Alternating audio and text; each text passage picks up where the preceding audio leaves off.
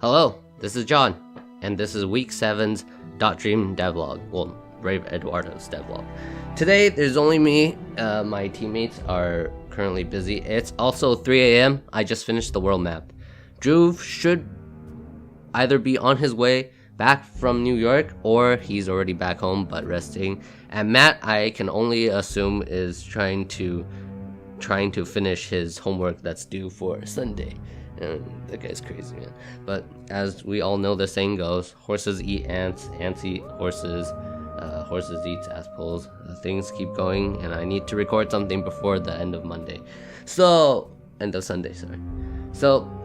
I thought today we'd talk a little bit more about politics in gaming. Of course, I think everybody who's interested in game dev obviously is super interested about this. Wink, wink, slash, slash. No, I think it's important. Everybody is very interested. Well, at least recently, people have been very, very interested. And I think that's a great thing. Everybody's trying to make the world a better place. Everybody thinks there's a right way to do things. There's a moral way of doing things. Currently we're very, very focused on emphasizing emotion and empathy, which I completely agree. I just do think that it is a touchy subject, and I thought I would try to deliver it in the most understanding way, because I came from both sides actually, and I think it's a good story. Maybe you guys should know about it. When I came back from NYU, yeah, I know I'm pretty privileged. I completely understand. Does it make my life any easier though? Yes, it does. It really does. But I'm working hard to make sure that the privilege is useful, to be utilized most. Anyways, why am I defending myself going to NYU? Anyways, I came back from NYU. As most people know, NYU is very, very liberal. I learned a lot of things from that school. It's a great school. I love how much they emphasize on thinking, which is pretty funny in current society. But regardless, I came back. I had these very high-strung morals about what's the right thing to do. What is the moral high ground? I had this big debate with my family about, other people can't wear qipao because they're enjoying they're just tasting our culture. It's like what do you call it? They're just enjoying without taking the responsibility of it. Blah blah blah. I said a lot of things. Obviously my parents kind of just laughed and smiled and looked away. I didn't really understand why. The real thing happened was when I was talking to one of my friends back. I met a while back, and there were a bunch of people from this community college that was pushing for this idea of forcing all the guys to attend sexual harassment classes, and I kind of agree that it might most likely will be a little bit useful. At least you know what people's limit are. I think in general most people don't do it with ill intent. I'm not really sure. But I just question whether or not it's going to work, because in my mind I feel like people who do it already know that what they're doing is wrong, and I have no stats to back this up. It's just what I had in mind, and I asked for it.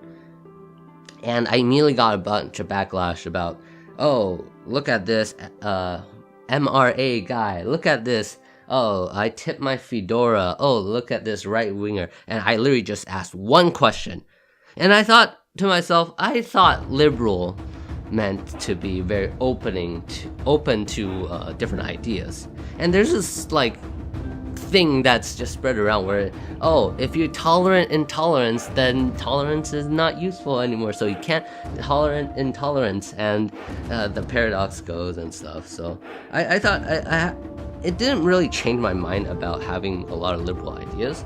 It didn't change my mind about having certain conservative ideas. It just made me realize that there are these titles that we do follow that doesn't seem to be extremely helpful. So then it came to our second game, or third game, I think, Never Ending Night, when we were working on Nights mode. During that time, Drew was still in school and I was already out of college. So I thought, hey, let me make an expansion. So throughout Never Ending Nights mode, I was super critical of these hyper-liberal, extreme left things. There are girls, let's see, girl, but there's this one particular woman in the gaming industry that had made videos that are very cut clips or very picked clips that only show the bad without showing the good. I would say that comes from the situation, and really cherry picked all the phrases that made certain games look really bad. So I made it Nice was a update that was kind of poking fun of that. And then I realized that the more and more I go, the more extreme I became when I was in my writing. And I thought to myself, maybe putting so much politics in game is not the best idea. And I know that sounds like a very stupid or even common idea, but we're trying to make what's a goal of game dev, right? You're trying to make something fun, maybe artistic, and you want to show some of your ideas. I'm not against that at all, actually. In fact, I think that's quite noble. But I feel like you have to make it somewhat palatable, and that doesn't mean to compromise, but I almost feel like any sort of idea is way more easy to be digested if you acknowledge both sides. And it's not like, I'm not obviously not to extremes, but I feel like maybe in general that the culture in our current societal situation is so hypersensitive because we're so sure that one thing's right, what I think is right. And that really stops the conversation, that really stops the narrative. And I feel like when I was working on Nights, the update, it really showed how extreme you can be when you're just trapped in your own thoughts.